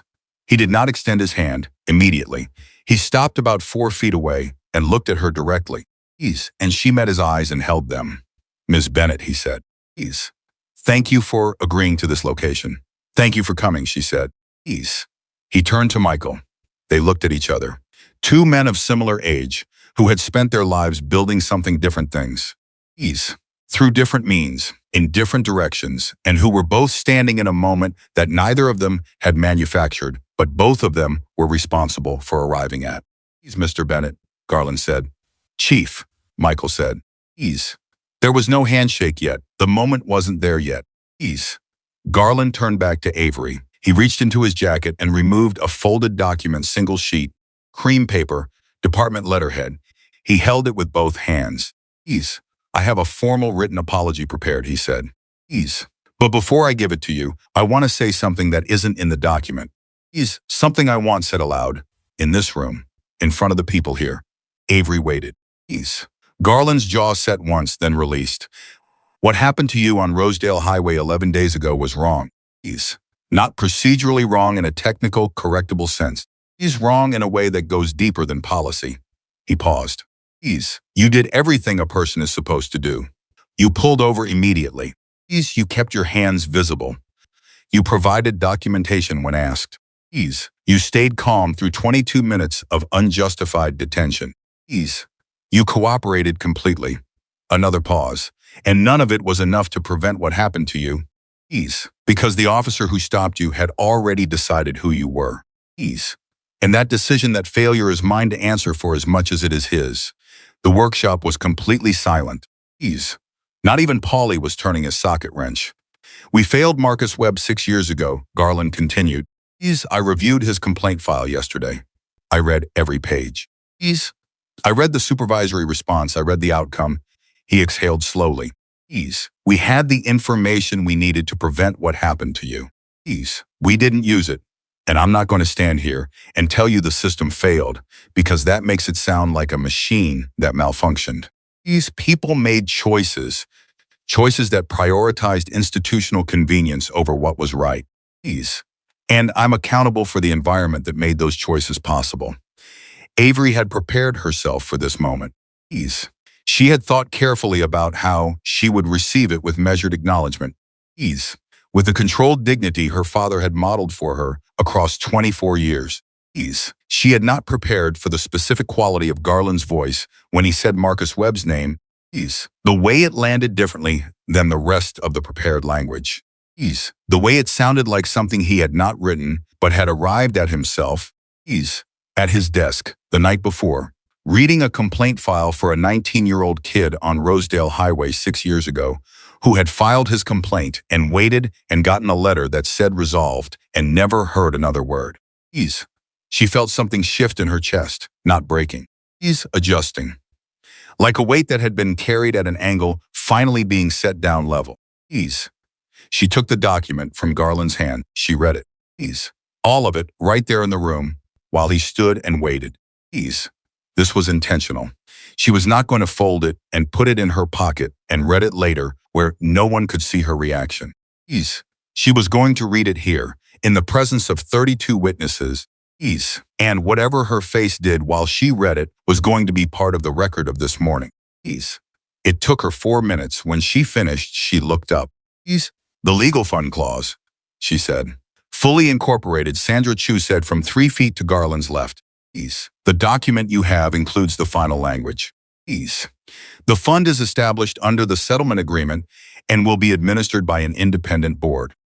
Patricia Gaines is on that board. A representative from the Fresno chapter of the NAACP is on that board. And the third seat is yours to appoint. Avery looked at Chu. Mine to appoint. Yours, Chu confirmed. Avery folded the document carefully along its original crease. She held it in both hands for a moment. She already knew who she was going to put in the third seat. She looked at Michael. He read her face the way he always did, not searching for information, but recognizing something already present. His expression moved almost imperceptibly, and in that almost imperceptible movement was everything. There's one more thing, Avery said. She turned back to Garland. The review board findings for Officer Carter, when do those come down? End of the week, Garland said. The board has completed its review. I received the preliminary findings this morning. The room shifted. People who had been standing relaxed now became not relaxed. Paulie set down his coffee. Deck straightened from where he'd been leaning against the wall. Stretch seemed to take up more space without moving. Can you tell me what they found? Avery said. Garland looked at her steadily. The review board found a pattern of conduct inconsistent with department policy across 8 years of service, inclusive of the 4 prior complaints and the incident of November 14th. He paused. Their recommendation is termination. The word landed in the room and stayed there. Termination. Not administrative leave, not retraining. Not a reprimand that could be grieved and removed from a file. The full weight of the word, concrete and specific and final. Will you accept the recommendation? Avery said. Yes, Garland said. Without hesitation, without qualification. Ray's pen was moving steadily in the corner. Michael Bennett looked at the chief of police for a long moment. Something was happening in his face that the room could see but probably couldn't name. It was the specific expression of a man who had come into a situation prepared for resistance and has found instead the thing that resistance exists to demand. It does not feel like victory exactly. It feels like the restoration of something that should never have been taken. And those two things, victory and restoration, are not the same emotion. And the difference between them matters. Chief Garland, Michael said. Garland looked at him. You drove here yourself, Michael said. You left the aide at the door. You said things in this room that aren't in any document. He paused. I want you to know that I noticed all of that. Garland was quiet for a moment. I came the way I came because this situation deserved that. What your daughter went through deserved a response that wasn't managed at arm's length. It did, Michael said. Ease. And I'm telling you I noticed because I think it matters to say so. Ease. Accountability goes both ways. You held yourself accountable. Ease. That deserves to be said as clearly as the failure does. Garland held his gaze. Ease. Thank you, he said. The handshake happened then. Ease. Not arranged, not staged. It happened the way things happen when two people have arrived at the same point through completely different roads and found, ease, against reasonable expectation, that the ground under them is the same. Ease. Avery watched it. She felt Ray watching it too from the corner. Ease. His pen paused for the first time in the last hour. Ease. Patricia Gaines arrived at 11:20. She had been held up by a court matter and came in with her briefcase and a slight breathlessness that she shed within 30 seconds of walking through the door. Ease. She reviewed the final settlement documents with Avery and Sandra Chu at the workbench while Michael stood near the door and talked quietly with Garland about something that had nothing to do with the Ease case, something about the stretch of Alfred Harrell. Ease. About a road repair that had been needed for 2 years. Ease. About the small mundane administrative failures that wear away at neighborhoods. Ease. The ordinary conversation of two men who have gotten through something difficult and have found that the world on the other side of it contains the same practical problems it always did. Ease. Avery signed the documents at 11:47. Patricia co-signed. Chu signed. Garland signed last with a pen he'd brought himself. Ease. A simple black ballpoint looked like the kind of thing you picked up without thinking from the cup on a desk and carried in your pocket because it worked. Ease. When it was done, the room exhaled. Not loudly, not dramatically. Ease. Just the collective release of people who have been holding something carefully for a long time and can now set it down. Ease. Dex poured coffee into paper cups and handed them around without being asked. Ease. Which was the most Dex thing anyone in the room had ever seen him do. Ease. And Paulie accepted one and raised it slightly toward no one in particular. Ease. And Stretch looked at his cup and then at the ceiling and blinked twice. Ease. Sandra Chu gathered her documents, shook hands with Patricia. Ease. Nodded to Avery and left with her aide. Garland stayed for another 20 minutes. Ease. He drank coffee with Michael Bennett in the workshop on Alfred Harrell Highway. Ease. And they talked about roads and neighborhoods and the small ordinary things. Ease. And when he left, he shook Michael's hand again, and then he turned to Avery. Ease. Your father told me something on the highway that night, he said. Ease. Sergeant Hayes wrote it in his report. He said you told Carter, before the handcuffs, that he was making a very big mistake. He's not a threat, not an insult, just a fact. It was a fact, Avery said. Ease. I've been in this job for 8 years, Garland said. Ease. I've read a lot of incident reports. That sentence, the way Hayes wrote it. Ease. The way he described your tone, that's the sentence that told me what kind of person I was going to be dealing with. He looked at her. Ease. I want you to know that it mattered. That specificity mattered. She looked at him. Ease. Why? Because it meant you knew what you were doing, he said. Ease. Even in that moment, standing in the rain in handcuffs, Ease. You knew exactly what was happening, and you said the truest possible thing. Ease. Most people either go silent or they go loud. You went accurate. He paused. Ease. That's rare. After he left, the workshop settled into a different kind of quiet, the kind that follows the departure of something significant and precedes the return of the ordinary. Ease. People began moving around again, resuming the positions and the conversations and the small habits that had been suspended for the duration of the morning. Ease. Ray closed his notebook. He looked at Avery across the room. Ease. Thank you, he said. Get Marcus Webb's name in the first paragraph, she said. Ease. He nodded once. It's already there. She went home that afternoon and sat with her phone for a long time before she called Marcus Webb. Ease. When he answered, she told him everything: the signing. Ease. The fund, the board seat, Carter's termination recommendation. Ease. She told him in order, and she listened to his breathing change as she went through it. Ease. The particular quality of someone receiving information that they had stopped expecting to ever receive. Ease. When she finished, he was quiet for almost 30 seconds. He's the third board seat, he said finally. You said you get to appoint it. Yes, she said. He's another silence. I was wondering, he said carefully.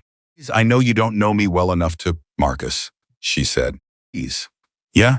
That's why I'm calling you first. He went quiet again. Ease. When he spoke, his voice had changed, not broken. Ease. Not overwhelmed, but recalibrated to something more open than it had been. Ease. Like a window that had been painted shut and had finally been worked free. Ease. I'd have to talk to my boss about the time, he said. Ease. The board meetings, Patricia will work around your schedule, she said. Ease. She's already expecting your call. You told her before you told me? I told her someone was going to call, Avery said. Ease. I didn't tell her who. I wanted to ask you first. A pause. Ease. Why? Because it's your time, she said simply. Ease. And 6 years ago, somebody made a decision about you without asking you. Ease. I didn't want to do the same thing in the other direction. Webb laughed.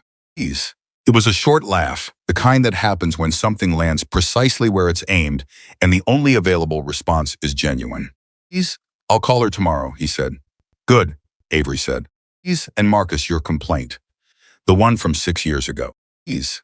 It's in the record permanently now. It's part of what brought Carter down. Ease. I want you to know that. You already told me that, he said. Ease. I know, she said. I wanted to say it again. Because it's the kind of thing that should be said more than once. The week after the settlement closed, Ease. Ray's follow-up article ran under the headline, What Accountability Looks Like When It's Done Right. It was the most read article the Central Valley Current had published in 3 years. It was syndicated to 4 state papers and picked up by 2 national outlets. Ease. The comment section ran to several hundred responses. Ease, which Ray had learned over his career, was not a reliable measure of the quality of a piece. But several of the comments were from people who identified themselves as having had similar experiences on California highways. Ease. Similar complaints, filed similar letters that said resolved without anything actually resolving. Ease. Patricia Gaines received 11 inquiry calls the week the article ran. Ease. 7 of them were from people who had pending or unaddressed complaints against law enforcement in Kern County and the surrounding area. Ease. 4 of those 7 met the eligibility criteria for the newly established fund. Ease. The fund had its first case within 3 weeks of Avery signing the settlement documents. Ease. Carter's termination was confirmed on a Friday morning. Ease. Hayes sent Avery a text message. It said only, board findings final. Ease. Confirmed. She read it, standing at the coffee maker in her kitchen, and stood there for a moment with the phone in her hand before she put it down and poured her coffee. Ease. She didn't feel triumph. She had stopped expecting to feel triumph sometime around the 2nd week. Ease. When the settlement negotiations had stripped away the simpler emotional narrative and replaced it with something more complicated and more durable. Ease. What she felt was completion, the specific quality of a thing that has been done correctly being finished. Ease. She called her father. He picked up on the first ring, Ease, which meant he had been waiting for the call. It's done, she said. Ease. He was quiet for a moment. Are you okay? I think so. Ease. I think I will be. That's 2 different answers, he said. I know, she said. They're both true. He was quiet again. Ease. The particular quality of silence that she had been hearing from him. Her whole life, the silence of a man who is not empty of words, but is choosing them carefully. I want to ask you something, he said. Okay. That night, he said. Ease. On the highway. Before we got there. When you were standing there alone in the rain with the handcuffs on, he paused. Ease. What were you thinking about? She had thought about this question before he asked it. Ease. Because she had known he would ask it eventually. It was the question at the center of everything. Ease. The one that the articles and the legal documents and the settlement clauses all circled around without landing on. Ease. I was thinking about what you told me, she said. Ease. When I was maybe 12 or 13, you told me that the strongest position you can ever be in is the one where you've done everything correctly and you know it. Ease. And the other person knows it too, and neither of you has any illusions about who's actually right. She paused. Ease. You said if you ever find yourself in that position, Ease, don't flinch.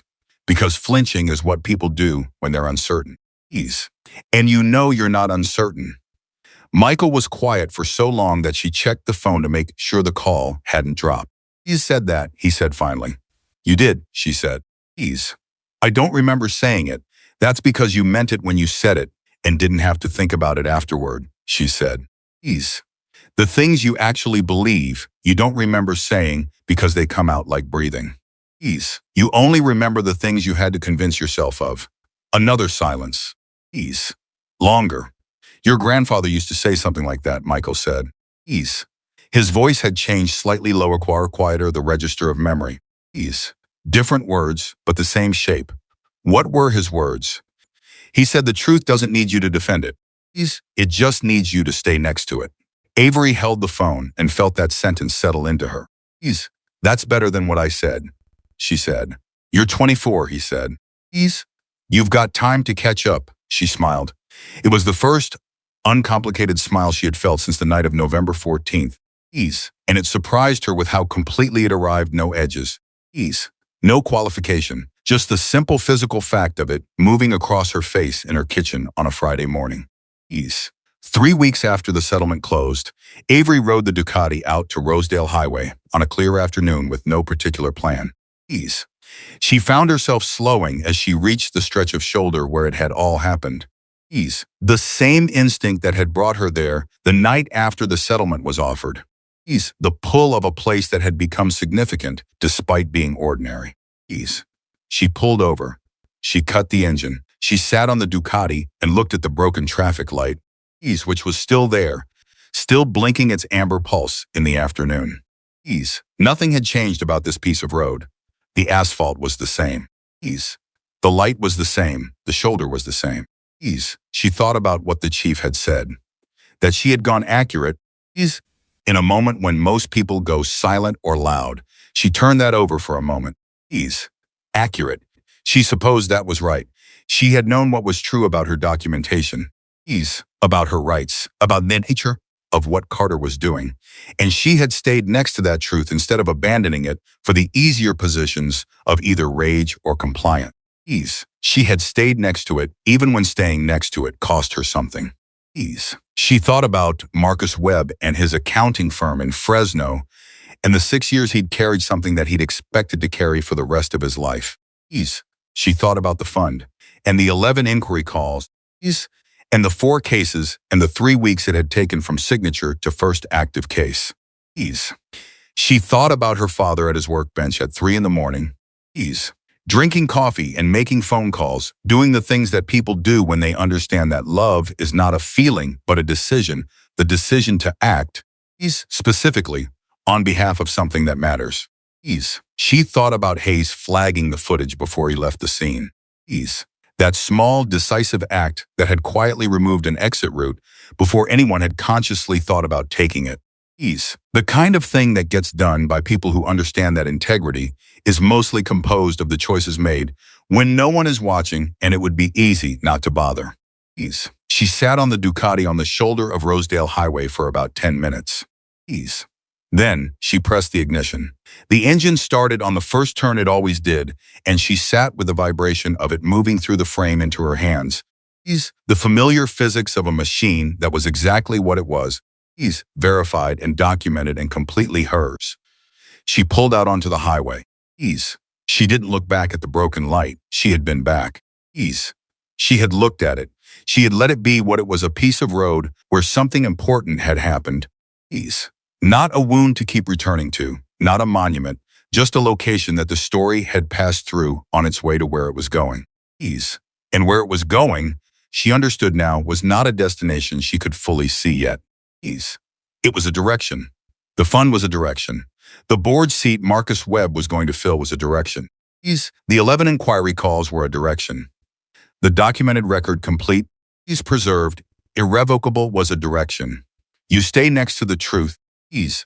Her grandfather had told her father, who had told her without knowing he was telling her. Ease. The truth doesn't need you to defend it. It just needs you to stay next to it. Ease. She had stayed next to it in the rain with handcuffs on her wrists. Ease. She had stayed next to it through 22 minutes on a dark highway. Ease. Through settlement negotiations and board reviews and the slow grinding machinery of accountability that moves only as fast as the people inside it choose to make it move. Ease. And the truth had held. Not because she was her father's daughter. Ease. Not because the name Bennett carried weight in certain circles. Ease. Not because 34 motorcycles had appeared on a highway in the rain and made something impossible to ignore. Ease. The truth had held because she had refused to let go of it even for a moment. Ease. Even when letting go would have been the easier path. Ease. The more comfortable path. The path that cost less in the short term and everything in the long one. Ease. Avery Bennett rode the Ducati through the open California afternoon. Ease. The engine moving beneath her with the steady authority of something built to do exactly what it was built to do. Ease. And she felt for the first time since the rain, for the first time since the lights in her mirror, ease, for the first time since a man's hand had moved toward a pair of handcuffs with complete unearned confidence, she felt like exactly herself. Ease. Not her father's daughter, not a settlement clause. Ease. Not a headline or a case number or a symbol of anything larger than she had chosen to be. Ease. Just Avery, 24 years old, riding home on a road that was hers as much as it was anyone's. Ease. That was the truth that had been true the whole time. Ease. And it had never needed her to defend it. It had only needed her to stay next to it, and she had.